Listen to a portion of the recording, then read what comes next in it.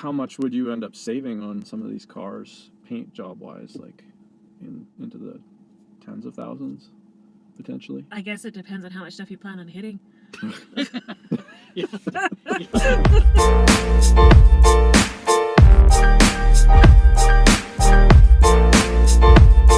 Why does someone want to do PPF and not ceramic, or why would someone just do ceramic and not PPF, or maybe the combination like we did with this car? So PPF is paint protection film. It's kind of the umbrella term for all the different brands. So Expel, 3M, Suntech, DuraShield. There's a whole variety of different brands, all with their own different characteristics. The one that I use is Expel. And then ceramic coating is just a topical glass treatment that you would put over top of all your exterior surfaces and interior as well, actually, like any surface. So they're complementary. They're not, they don't replace each other. Okay. So you could do one without the other? You could, yes. I would obviously push people primarily towards the film first, as it provides more physical protection. So it'll give you scratch protection, rock chip protection. You know, if you park it in the garage and your kid takes their bike out and runs up against the side of the car, you know, you're protected in that way. Yeah. The ceramic coating is more of a maintenance tool. It replaces all the conventional waxes and sealants that we've been using in industry since the dawn of time. And it's an actual glass coating. So what it does is it fills the nano pores of the surface it's being applied to in a molecular way. So it makes it a hydrophobic layer, which prevents contaminants from sticking to it. So it makes it incredibly easy to wash and maintain after that.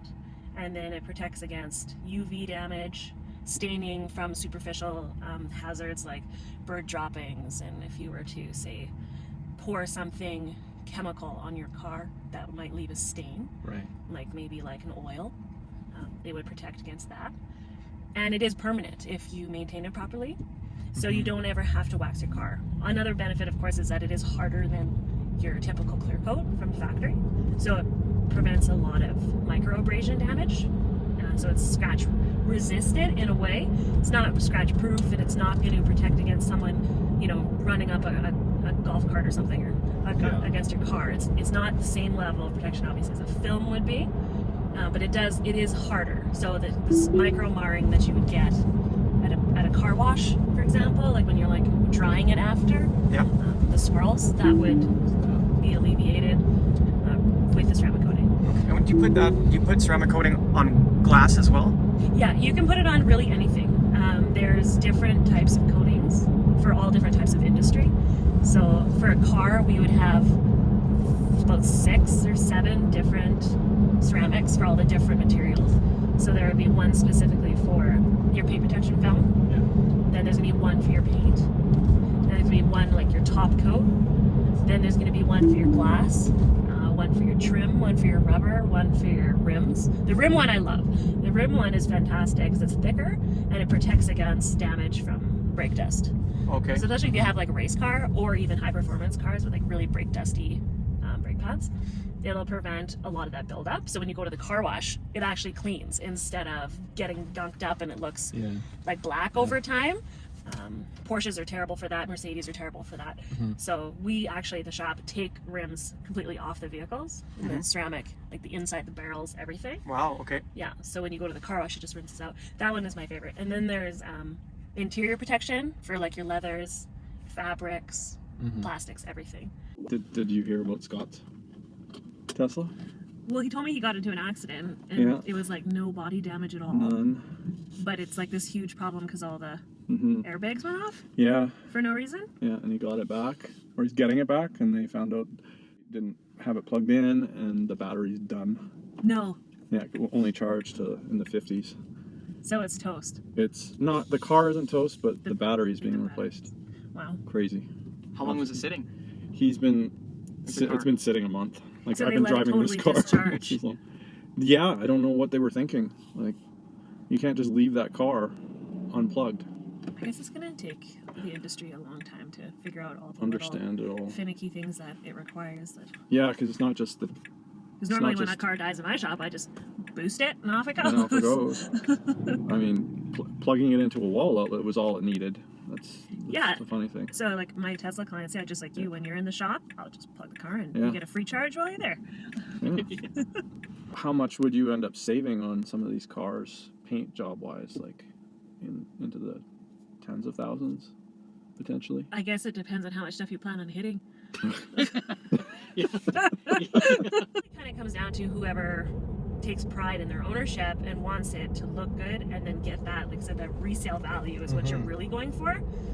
You're protecting against any kind of future rust and extended damage that could have been mitigated with, you know, a few $100 investment. So really, I don't think there is. I mean, I do motorcycles. I've done a golf cart. You can do pretty much anything with paint on it. I did a kids' playroom. I mean, just anything that you want to have protected from damage, we can do. You know, it doesn't matter if you have a $15,000 Kia Rio, Right. or a $250,000 McLaren 675. So it's, you don't want it to be damaged. You want to be confident that when you're driving, you're not worried more about road hazards. You know, if running through someone's throwing up dirt at you, you're not like, oh, my paint. You want to be like sitting there going, haha, I'm bubble wrapped, you know, essentially. You can't damage me, right? So you go home and you're not going to go to the car wash and be like, oh, look at this. This was good before, you know. So Are the new PPF products that are on the market right now, are they all getting better as far as not yellowing and fading and stuff like that? They're almost pretty much every film out there at the moment has some variety of a warranty against all that. Everything, the whole industry has gone to that now. So I would say probably the top 3 films are all very comparable. Right. So it's really good for everyone. So it's actually more about the quality of the job than it is about the product itself, because if the installer doesn't do a good job. Exactly. And that's why it's hard when you're comparing shops.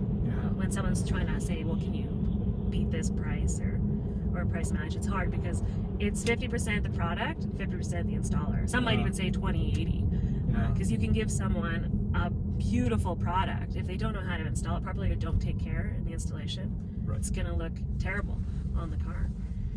So really it is a complementary hand-in-hand service. You got to have the proper knowledge, proper skill set to throw it on, and then have the good film. Because you can have a fantastic installer, terrible film, still looks crappy at the end of the day. So we want to have the best of both worlds. Right. Do you find that that people who only do ceramic coatings are doing it more for like show cars or something like that, where they're really just worried about how good it looks? Like, is there a reason why you only do ceramic? You know, I can honestly say I don't think I've ever done only a ceramic. Okay. Just because I think we're in this market. If we were somewhere else, like California or Texas, somewhere that didn't throw boulders on the ground at you, then we would definitely sell ceramic. More ceramic coating. Absolutely. Because it is very, very popular in the more southern climates. But for here, unfortunately, any vehicle that's on the road, it needs protection from the stones. So that's always something I push. But they do go hand in hand. The ceramic is more of an aesthetic and maintenance thing. But like I said, it doesn't offer the same kind of protection in terms of physical abuse. Right. Which is why you suggest at least get the PPF product to start there. Protect. Then if people are on a budget, I always say, let's do the main areas right now that will get damaged so we don't get any rust. And then if you want, come back in the summertime or next year, we can recondition your paint back to new and then ceramic coat it. Right. We can do it stepwise. It doesn't have to be all done at once. Versus once you've lost your paint, you've lost your paint. We can do the best to touch it up, but it's never going to be perfect.